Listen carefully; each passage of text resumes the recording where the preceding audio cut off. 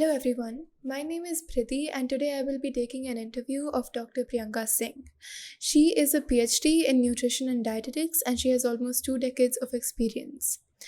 Now, Doctor, the first question that I would like to present to you is what are some important breakfast food vibes?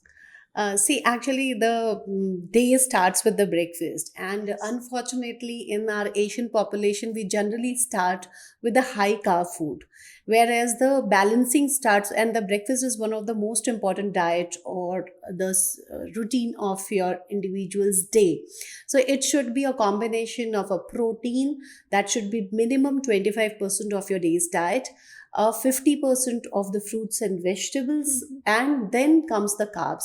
Whereas we generally take idli, dosas, upmas, poha, all these are the carb based. So do switch or add, even if you want to have a poha, go for the brown poha, or you can make a oats upma, or you can have, even if you are having sandwiches, do add eggs to that.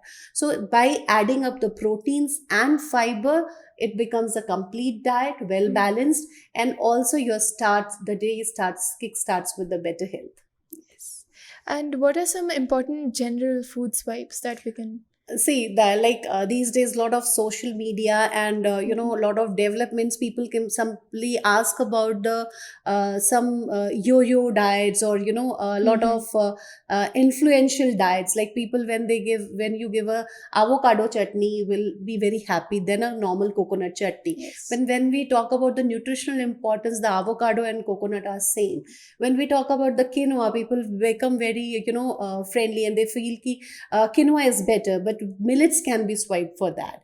If we talk about a lot of exotic fruits, and like berries are very very expensive, not everyone can. So people who are not taking berries feel that I am lacking in nutrition. It Mhm. is untrue. It Yes. is not right. You can have black jamuns. Lot of vitamin C is so high in your gooseberries. So these kind of natural and easily available seasonal Indian, or whichever part of the country, or even abroad you are staying, try to choose something natural. It is chemical free, preservative free, additive free, at the same time cheapest and the best for your health. And I think it's also important to eat seasonally depending upon Yes, what that's the is. reason God don't give us the foods across the year, because if you eat mangoes across the year, they are harmful, in terms of the calories when you talk. Mhm. But when then again, the different fruits come with a different season with their, like, in the north of the country, the mangoes are used as the treatment for the heat stroke. Mhm. The raw mangoes are boiled and taken with some salt and pepper. That is one of our ways. So God has gifted us with all the regional. When you talk about the cashews, nuts, and these kind of things are available in the north of our country, in the Kashmir and all the Mhm. hilly areas, where people need more fat in order to keep themselves warm. So that is the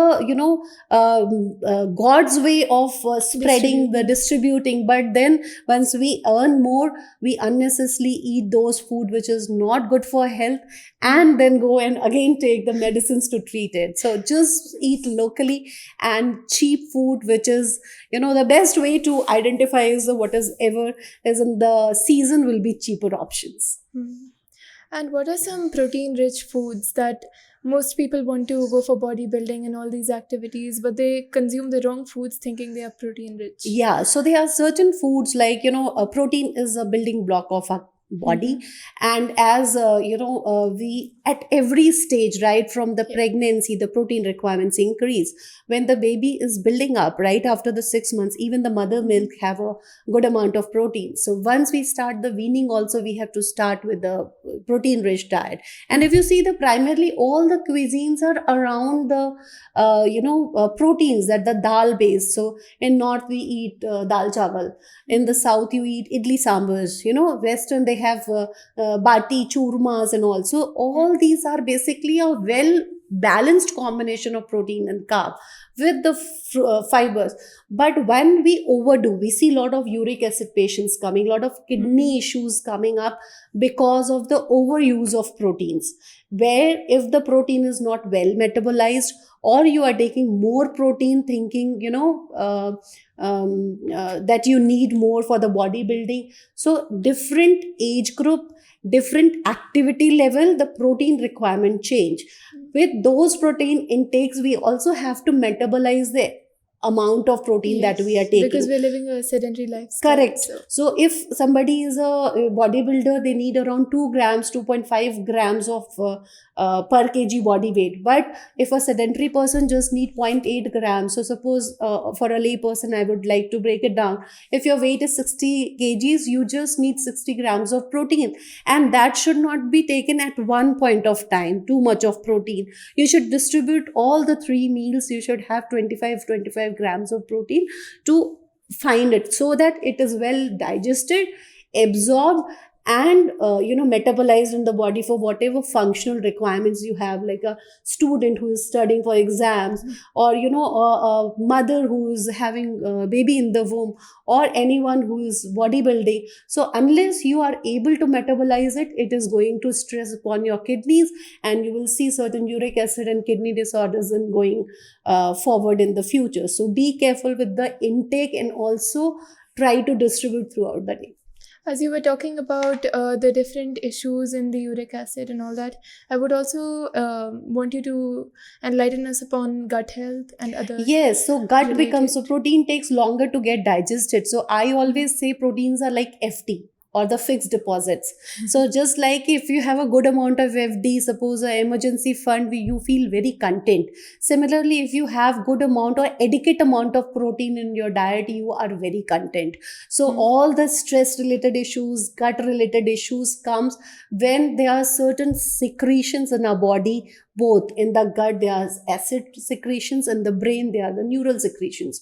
So those things get disturbed when you don't have a proper gut and stress. So just to take care of the gut, you need to eat smaller frequent meals, and not keep your gut longer, it should not be empty for a very long time. Portion control is very important. If you eat too much of food at one time, your gut will not be able to secrete that much of acids to or enzymes to digest it. If you're drinking frequently water in between, you must have seen some people just eat a spoon and then drink some water. That also dilute the acids. So all these things all together affect your gut.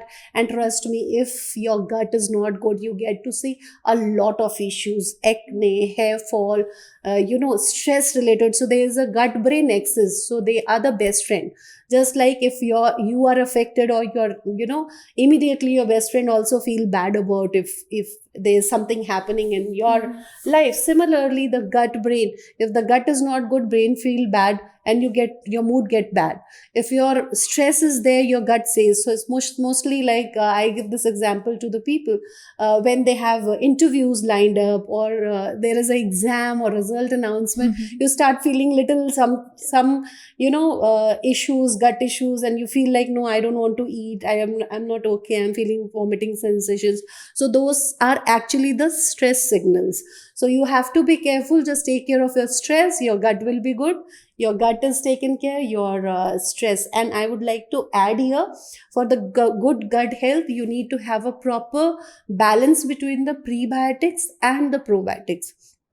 Basically, the prebiotics are the fiber which give a conducive environment for the growth of the gut bacteria, whereas the probiotics have the live bacteria which goes into the stomach and the intestines and help adding or improving the gut microflora. So it's very important. So sometimes people just talk about the probiotics, but they do not take the prebiotics. So if you're not taking fiber, your gut is not. So there are so many gut probiotic supplements that people are taking, but not taking the fiber enough. So it is not useful. So you have to make the gut symbiotic, prebiotics plus probiotics. Okay.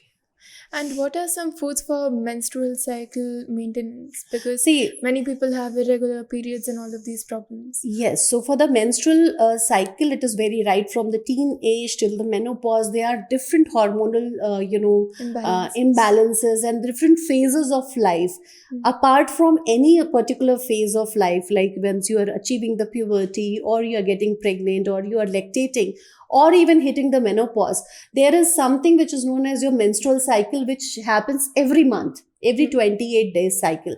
Now there are two phases in your menstrual cycle, so that can be definitely be taken care by simply eating the right well balanced diet. So there are something known as a seed cycling, which we do in order to help individual who have the hormonal issues. So your flax seeds, sunflower seeds, pumpkin seeds, watermelon seeds, all these seeds are very helpful, sesame seeds, to get your hormonal balances. Apart from that, it is very important to drink enough water Mm. and having good fruits and vegetables in order to have enough of iron, because hemoglobin goes down and people then suffer from anemia. And anemia is something very very, it has a lot of implications on their health in the later stages of life. So it's very important to prevent it simply with taking seeds, like some 2 grams of pumpkin seeds.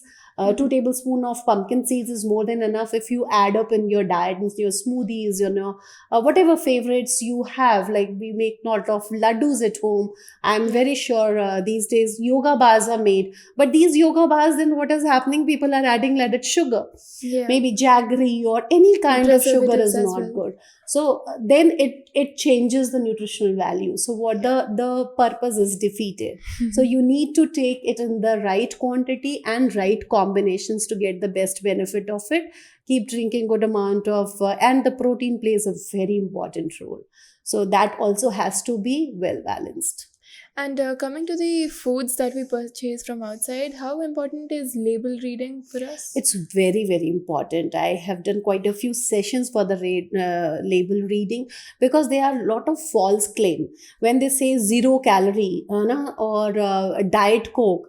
So they are just replacing the sugar, but they are using different others. So just removing the sugar as such, the sucrose, and then adding some sweetener and aerated drinks, the soda and all the other chemicals are same there, which is having equal amount of health issues. So it is very important. And then again, if you're talking about like low carb diet, so just reducing by some 100 grams by adding something or reducing something, it does not. So like a brown rice and white rice, most of, they both have almost equal amount of calories, but we have to look into the nutrition, that brown rice does have a lot of fiber, protein, and other, rice bran oil is being taken, but Yeah. nobody want to eat rice, which Yes. the brown rice, which does have that oryzanol as such, it's an integral part.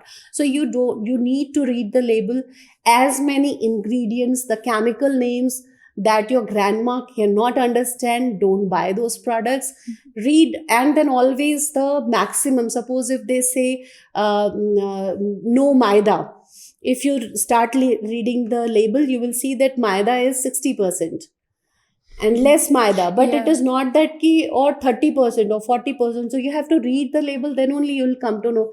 As many chemical names there in the label, just get little cautious. Yes. And do you recommend buying from outside or just cooking at home? It is always important. It's the most important thing. Please start cooking at home. Start learning cooking right from the beginning. And it is very important. All these health issues, if you ask me, I'll say the core is that none of us really want to cook. Even people, the junk foods are cheaper. So it's Yes. easy to eat a burger than having, any healthy meal. Bringing Yes. it home and Yeah. cooking it, it's going to take Right. time. Please take time out every day, half an hour for cooking preparations. That will save you from lot of other health issues. And meal planning also is very important. Yeah. Why? Because sometimes we don't know what is there to eat. what is, there's no fruits at home, there's no dal at home, or there's no eggs at home, and you are then, you have no other option than ordering or going eat. So you have to plan your groceries weekly basis, and then make sure that your kitchen has enough raw materials for the cooking. So meal planning and that planning is very important. Okay. And do you suggest intermittent fasting, or are you against it? Yeah, see, all these yo-yo kind of, or the influential people, if you remember your grandmother, whenever she visits Yes. your house, she will not be eating till she does the puja. Yes. So that is the kind of intermittent fasting that has been followed in our country for a very long period of time, wherein people eat early and then morning they start little late. So that is the way. But when what is happening, unfortunately, that people are following 16 is to 8, or this kind of duration, and then in that 8 hours they're eating cakes, Yes. pastries, pizza, or all the other junk food. So Yeah. the purpose is defeated if you do it in the right way, which I personally feel is very impractical. You cannot do those kind of alterations, especially for the people who are the pregnant women, people who have ulcers, who have a gut issues, should not follow the intermittent fasting. That may cause certain health issues, acidity and all. Plus, if you want to start, the best is to do 12 to 12 hours. And trust me, I always say follow the circadian rhythm, that is the sun rays. So the time the sun comes, the metabolism is highest, start eating there. And Yeah. once the sunset, the metabolism goes down, and then evening the metabolism is highest. So the evening time, most of the time when people really order samosas, chips, and you eat something, so always plan your breakfast. That will keep you up till the afternoon, and do have some healthy snacks. It was always some bhel puri and all, bhel and roasted chana, sprout salad, or that kind of healthy stuff used to be a trend, or tradition in our houses earlier, where everyone from in the family used to come home and sit together and have some healthy snacks. But unfortunately that is not happening. People are having erratic schedules, and that is the time when everybody orders feeling hungry and eat all the junks. Well, although the olden style had advantages, people also used to consume things like tea and coffee, which are not necessarily good for our health. Yeah, so tea and coffee actually is not good, especially for the people who have gut issues and other. So it can be shifted, and people unfortunately get addicted and drink almost around 6 to 8 glasses, cups That's a of tea or coffee. So it should be reduced slowly. You cannot. There's a lot of withdrawal symptom. It's just like an addiction for the people who are so addicted to the tea and coffee. So 100 ml in the morning, 100 ml in the around the afternoon, nothing after 4 p.m. So do nobody, I will not at all recommend, because it does affect your sleep and your circadian rhythm. So if you drink tea, coffee in the evening, it will affect. So do have buttermilk. It will help you both ways, by improving your gut health and also keep you hydrated, especially the summers around. It's a better drink. And for hair fall, which is a very common problem these days, what do you recommend? What are some things that can boost our hair growth? See, hair fall and hair growth is very, very a point of, a lot of celebrities talk about, a lot of hair related treatments, as well as a lot of supplements are there. But trust me, if you just take care of your hair hygiene, at the same time take the well balanced diet, a diet which is rich in iron, which will be helping you also to prevent you from getting anemia, and other nutritional deficiencies will also help you in the hair related or skin related. You can have amla shots.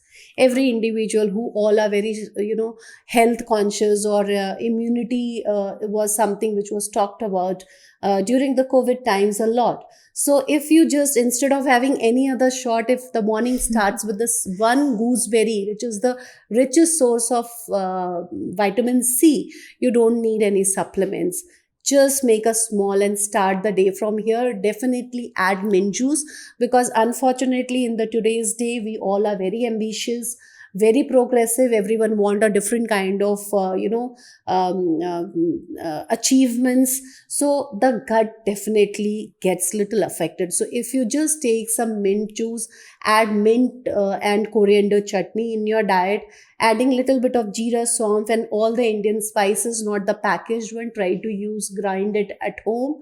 Use the organic seeds and whatever spices and the organic. By using organic, you can even avoid a lot of chemicals that are Yeah. being used in production as well as in our body.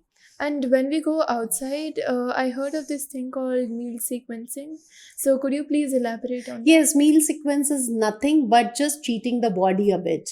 Whereas you just ask about the protein food and all. So when we do meal sequencing, we try to give you the fiber first, then proteins, and then carbs. Because we Indians, especially, we are the carb lovers. So if you give somebody salads, whatever exotic salads, I need my dal chawal at the end of the day. I need my roti. But if I take a bowl of salad or a soup first, and then some sprouts or a bowl of dal second, and third, if I eat, there are two advantages. One, I will not be able to have because my stomach is already filled, whereas the stomach has a mesh prepared with the fiber and the protein. So the two-third of your stomach is filled. Now you have only little. So even if you want to have a bowl of rice, you won't be able to have. So always start the diet with the fiber first, then protein, or you can swipe between the two. You can have the protein first and fiber, Then and then only head to carbs. Enjoy your meal. I'm not saying don't have your rice and roti, do have it, but just follow in this pattern. Also, do consume the brown rice or millets in order to have the better nutrition. Could you please provide us with a few weight loss tricks since you have met so many cases of the Yeah, same? so especially this meal sequencing is one of them. Having a good balance of good fats and bad fats. So whatever fat which is there in the body is a bad fat. So now one has to fight with the good fat. So So you how do need. you recognize which one's a good fat, Yeah, which so one's a all the ultra processed fat, the trans fat, the fried food that food has fat, items? all that is a trans fat. So basically, you must have studied in your chemistry the hydrogenation of Yes. fat. So that process, any oil is made, the chemical structure is being changed where they are made the fats, which is like more sticky, like a cheesy thing, Yeah. and that is the most harmful thing. So Oh, everyone, and in India we generally don't get the good quality of cheese also. So most of the time it is the mayo that you hydrogenated see, it food. is the hydrogenated fat, and it is very very bad. Even in the sandwiches it is put, in the burgers and many other cuisines, they simply give a lot of mayo with the momos and stuff these days. So Yeah. all that are very harmful. All the natural food will have a natural fat present in them. For example, even if you take proteins, eggs, or seeds, nuts, all these are having fats. Especially the nuts, seeds are the, that's the reason all the oils. So peanut oil or groundnut oil, it is a nut oil. Sesame Yeah. oil, mustard oil, so coconut oil, all these are having. So I say, why to have a oil when I can eat coconut itself? Yes. While you are eating the coconut, you are getting n number of other nutrients as well. When you are eating a groundnut oil, you are just getting groundnuts oil. But when you are eating groundnut, you are getting proteins along with that. Again, I would like to add a point here, that people mostly consume a lot of peanut, feeling that it is high in protein, but it does have lot of fat present in it, because of which, and also it has aflatoxins, which sometimes people have allergies of the peanut, which is responsible for Yes. that. And also sometimes if taken in too much quantity, it may cause certain inflammation. So one has to check if they are resistance, or they are having any sensitivity in particular food, and just try to avoid that. Okay, what would you suggest that we should include in an anti-inflammatory diet? Yeah, so anti-inflammatory, all the antioxidants. Okay. So anti-inflammatory, as I said, that aflatoxins are present in peanuts. Similarly, the gluten causes little bit of inflammation in the body. So it does not mean that you stop taking the gluten food unless you are gluten sensitive. So it's very important to understand this thin line. When you say that you are having gluten intolerance or lactose intolerance, then only you are supposed to stop that. There may be something else that is causing inflammation. There can be a smoking. So people focus on the diet, but they want to continue the smoking, they want to continue the stress, they don't want to sleep, they don't want to sleep on time, and that is causing a lot of increase in the CR protein, C reactive protein, or their ESR, which is the inflammatory markers. So just take hydrating yourself well, eating well balanced diet, eating rich amount or good amount of antioxidants that helps in reducing the oxidative stress, hence coming to prevention of lot of non-communicable diseases. So you need to do all these measures in order to prevent yourself, and that is what inflammation is. Just that a celebrity will say something and it will become like a big Vicious hype. cycle. Yeah. And I've heard of ABC juice online. Yeah. Yeah, so is it a good juice? See, Or- ABC juice is nothing but a apple, beetroot, and carrot juice. All three are very high in sugars. So when you take this together, I'm not saying that ABC juice or any kind of a vegetable juices are bad, but at the same time, they are packed with a lot of sugar. So they may spike your insulin. So you need to be very careful. So just because some celebrity has said that XYZ juice is very good, I take it every day, people blindly start taking. So I know people, clients coming in with the high sugars and taking ABC juice thrice a day, just because they have heard somebody saying that ABC juice will give you good skin, this that, or even it's very healthy. So they want to. All the diabetic patients have some sugar craving. It's not even diabetic patients, even the young people, they feel good when there's something. The people who have sweet tooth, they start taking that. So it has to be broken down.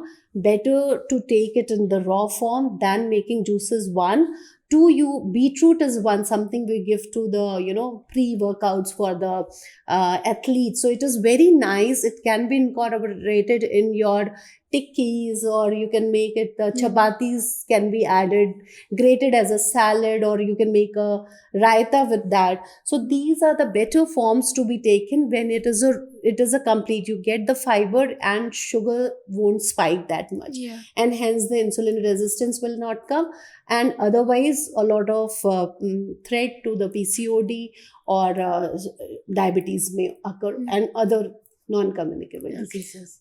And one more thing, consuming beetroot just as a garnishing, is that enough for our body, or do we Yeah, need it to is. separately? If you do on the regular basis, it is enough.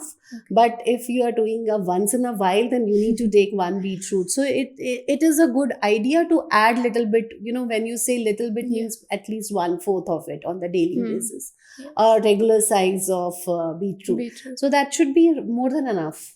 Okay. So, concluding this session, we've learned a lot about different food items, and we've also clarified many doubts that we had related to food. And it's also a very important thing that we should consult a dietitian, and we should understand what is good for our body rather than just following random social media platforms of people who are not really educated in the field. And thank you so much, Dr. Priyanka, for being with us. Thank you, today. Priti, for asking such a relevant questions and making them in a good sequence. Thank you very much. Thanks for your time. Thank you so much, everyone, for watching. Thank you. Thank you.